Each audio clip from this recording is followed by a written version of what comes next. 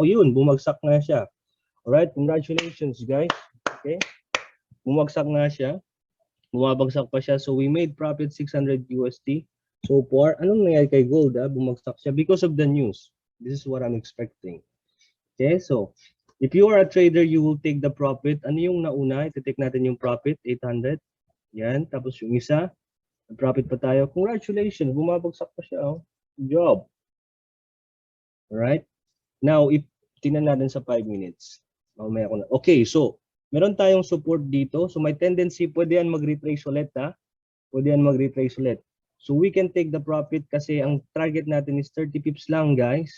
30 pips lang ang profit natin. So yun. So at this moment, close natin yung mga pending. At this moment, we managed to make at least 1,700. Still going down. I just closed my trade because of my target. Okay, my target ako. But again, you can minimize your trade. You can minimize your trade and still leave the trade or adjust your stop loss into profit direction. Congratulations, bumabagsak pa siya.